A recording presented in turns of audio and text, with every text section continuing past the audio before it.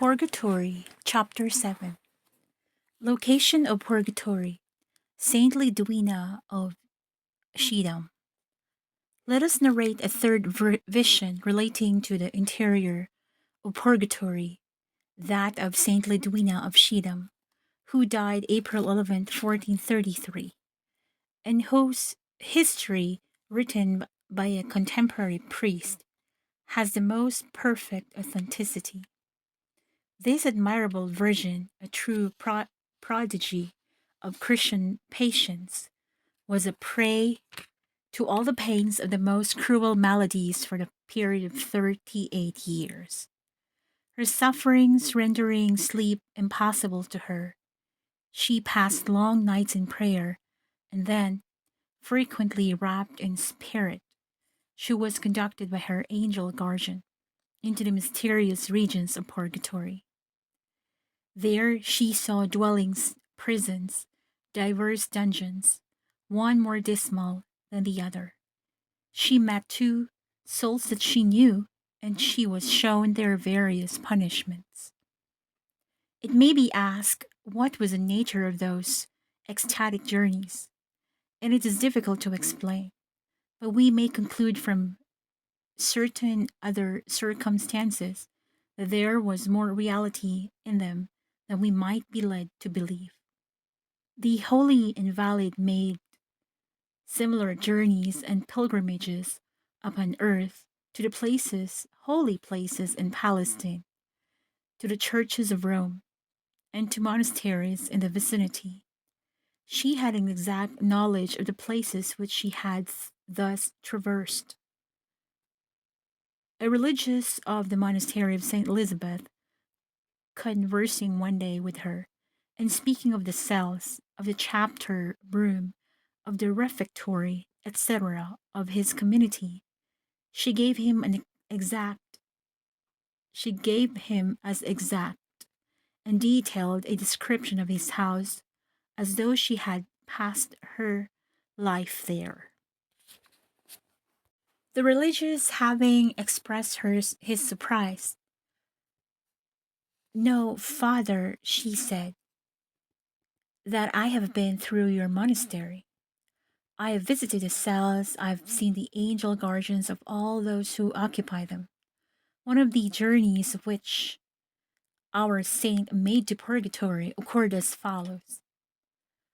An unfortunate sinner, entangled in the corruptions of the world, was finally converted. Thanks to the prayers and urgent exhortations of Lidwina, he made a sincere confession of all his sins and received absolution, but had little time to practice penance, for shortly after he died of the plague. The saint offered up many prayers and sufferings for his soul, and some time afterwards, having been taken by her angel guardian into purgatory, she desired to know if he was still there, and in what condition. "He's there," she said, "her angel, and he suffers much. Would you be willing to endure some pain in order to diminish his?" "Certainly," she replied. "I am ready to suffer anything to assist him." Instantly her angel conducted her into a place of frightful torture. "Is this, then, hell, my brother?" asked the holy maiden, seized with horror. "No, sister," answered the angel, "but this part of purgatory is bordering upon hell." Looking around on all sides, she saw what resembled an immense prison, surrounded with walls of a prodigious height, the blackness of which, together with the monstrous stones, inspired her with horror. Approaching this dismal enclosure, she heard a confused noise of lamenting voices, cries of fury, chains, instruments of torture, violent blows, which the executioners discharged upon their victims.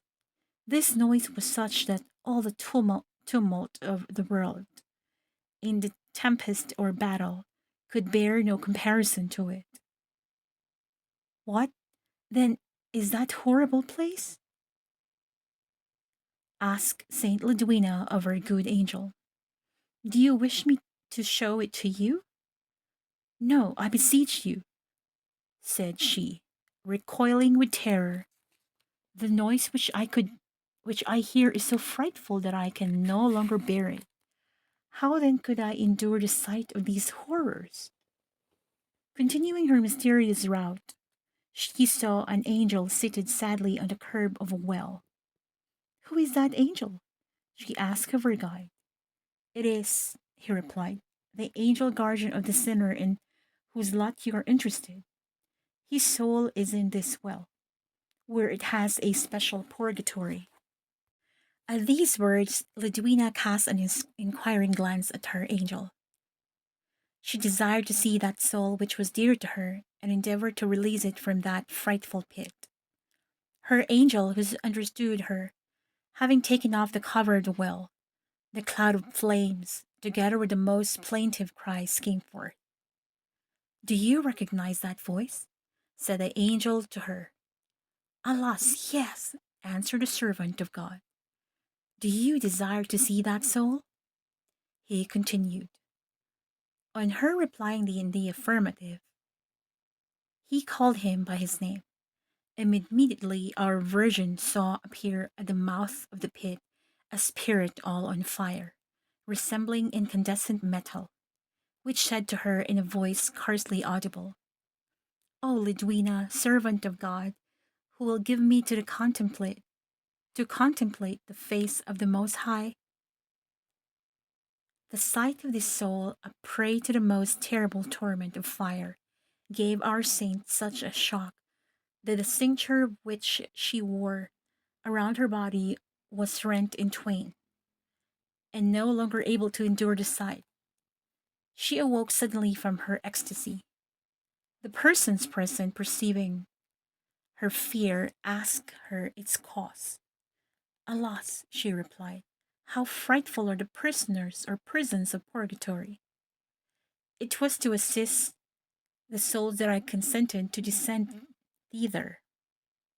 Without this motive, if the whole world were given to me, I would not undergo the terror which that horrible spectacle inspired."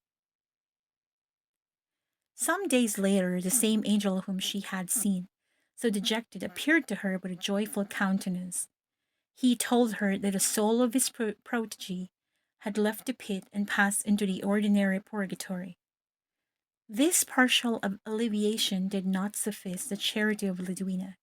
She continued to pray for the poor patient, and apply to him the merits of her sufferings, until she saw the gates of heaven open to him.